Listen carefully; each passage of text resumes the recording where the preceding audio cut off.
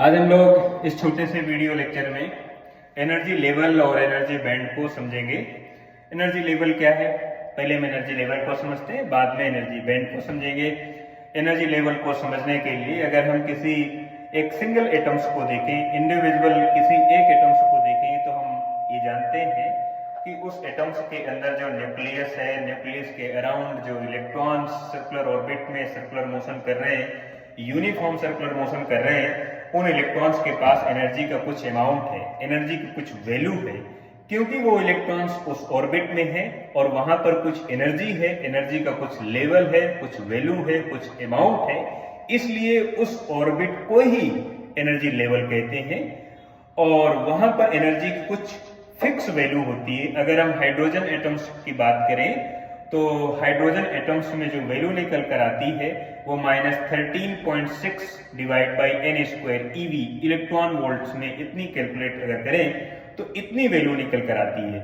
Negative value तो अपना एक कोई रिप्रेजेंटेशन है कि इसकी पोटेंशियल एनर्जी ज्यादा रही होगी, काइनेटिक एनर्जी कम रही होगी, इसलिए वैल्यू निगेटिव आ गई है। तो हाइड्रोजन एटम्स के लिए जो वैल्यू कैलकुलेट करके निकल कर आती है वो -13.6 divide by n square EV electron volt में आती है। n नंबर ऑफ ऑर्बिट है, किस ऑर्बिट में हम कैलकुलेट करना चाहते हैं। हाइड्रोजन एटम्स में होता तो केवल एक ही इलेक्ट्रॉन है, सिंगल इलेक्ट्रॉन है, लेकिन ऑर्बिट इनफाइनाइट होती है, ऑर्बिट बहुत सारी होती है, इलेक्ट्रॉन्स एक है। तो वो इलेक्ट्रॉन अब फ्री है कि फर्स्ट ऑर्बिट से सेकंड में जाए, सेकंड से थर्ड में जाए, थर्ड से फोर्थ में जाए, या फर्स्ट से डायरेक्ट जंप कर जाए थर्ड में, फिफ्थ में, सिक्स्थ में, या इनफाइनाइट पर चला जाए। अब वो फ्री है। और अगर कोई इलेक्ट्रॉन ऐसा कर रहा है तो दोनों जगह पर जो एनर्जी का डिफरेंस है वो डिफरेंस इक्वल होता है hc बाई लैम्डा के, यानी h न्यू के, और ये फोटोन की एनर्जी है। और इतनी एनर्जी का एक फोटोन इमिट होगा जब इलेक्ट्रॉन अपनी ऑर्बिट को छोड़कर दूसरी ऑर्बिट में जाएगा। तो ये बात समझ में आई कि इलेक्ट्रॉन्स जिस जगह पर होता है वहां पर एनर्जी की कुछ वैल्यू होती है और उस जगह को हम ऑर्बिट कहते हैं। ऑर्बिट का ही दूसरा नाम है एनर्जी लेवल है, क्योंकि वहां पर कुछ एनर्जी की वैल्यू है, फिक्स है, पहले से ही डिसाइड है कि कितनी इसके पास एनर्जी है, इस ऑर्बिट में कितनी एनर्जी है, इस ऑर्बिट में कितनी एनर्जी है, और इस ऑर्बिट में कितनी एनर्जी है।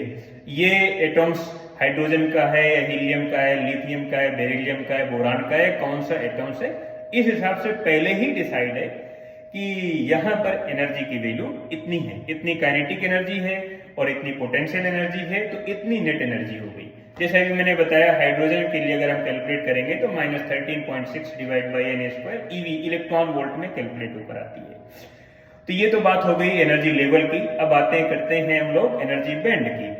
अगर हम सॉलिड में एनर्जी बैंड को देखें तो हम जानते हैं कि सॉलिड के जो एटम्स होते हैं बहुत पास पास होते हैं, बहुत पास पास होते हैं, और जो एनर्जी लेवल्स हैं, जो ऑर्बिट हैं, वो ऑर्बिट पहले एटम्स की ऑर्बिट दूसरे एटम्स की ऑर्बिट को ओवरलैप करती है, क्योंकि बहुत पास पास होते हैं। तो जो एनर्जी लेवल्स हैं जिनको हम ऑर्बिट कह रहे हैं, ये पहले एटम्स की ऑर्बिट, पहले एटम्स का जो एनर्जी लेवल है वो दूसरे एटम्स के एनर्जी लेवल और ऑर्बिट को ओवरलैप कर रहे हैं। तो आप ये समझ गए कि दो एनर्जी लेवल या तीन एनर्जी लेवल या चार या पांच या छह अलग अलग एटम्स के एक दूसरे को ओवरलैप करते हैं। इनके ओवरलैपिंग करने से एनर्जी का एक ग्रुप बन जाता है, एनर्जी लेवल का एक ग्रुप बन जाता है, और इस एनर्जी लेवल के ग्रुप को एनर्जी बैंड कहते हैं। क्योंकि पहले एटम्स का मान लो कोई एनर्जी लेवल होगा, फर्स्ट नंबर का, सेकंड का, थर्ड का, लास्ट इनफाइनाइट हो सकता है, ज्यादा चांस होते हैं कि लास्ट वाले जो एनर्जी लेवल है वो ओवरलैपिंग करेंगे, क्योंकि वो ही ज्यादा पास रहते हैं। अच्छा तो ये एनर्जी लेवल का जो ओवरलैपिंग होता है, इसके ओवरलैपिंग से जो एक एनर्जी लेवल का एक जो ग्रुप बनता है, उस ग्रुप को ही हम एनर्जी बैंड कहते हैं। अब एनर्जी बैंड सॉलिड में दो तरह के होते हैं। सॉलिड में क्या, सभी में दो ही तरह के होते हैं। एक को कहते हैं वैलेंस बैंड, दूसरे को कहते हैं कंडक्शन बैंड।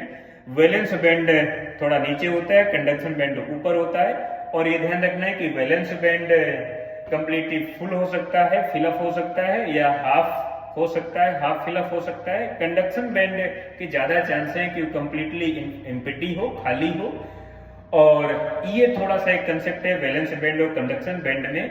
वैलेंस बैंड और कंडक्शन बैंड जितना पास पास होंगे, जितना नजदीक होंगे, उतना ही वो मटेरियल कंडक्टिंग होगा, और जितना गैप होगा दोनों बैंड के बीच में उतना ही मटेरियल नॉन कंडक्टिंग होगा, इंसुलेटर होगा, ये ध्यान रखना है। तो एनर्जी जो बैंड है, एनर्जी बैंड है जो सॉलिड में एनर्जी बैंड हम लोग पढ़ते हैं, वो एनर्जी लेवल्स के ओवरलैपिंग की वजह से, एनर्जी लेवल के एक ही एटम्स के एनर्जी लेवल नहीं, कई सारे एटम्स के, क्योंकि बहुत सारे एटम्स पास पास होते हैं, बहुत सारे का सभी एटम्स पास पास होते हैं, और उन सभी एटम्स के पास पास होने की वजह से सभी एटम्स के जो एनर्जी लेवल है वो एक दूसरे को ओवरलैप करने लगते हैं, और ओवरलैपिंग की वजह से एक दूसरे के ऊपर हो जाते हैं, और इनके ओवरलैपिंग की वजह से एनर्जी का एक ग्रुप बन जाता है, एनर्जी लेवल का एक ग्रुप बन गया, और इनके ग्रुप की वजह से वहां पर एक बैंड बन जाता है जिसको हम एनर्जी बैंड कहते हैं। क्योंकि सॉलिड की बात कर रहे हैं इसलिए सॉलिड में एनर्जी बैंड हो गए, और इसमें दो तरह के होते हैं, एक तो वैलेंस बैंड, दूसरा कंडक्शन बैंड। और वैलेंस बैंड, कंडक्शन बैंड की अपनी अलग अलग थ्योरी है, उसको हम किसी दूसरे वीडियो लेक्चर में एक्सप्लेन करेंगे। इस वीडियो लेक्चर में इतना ही।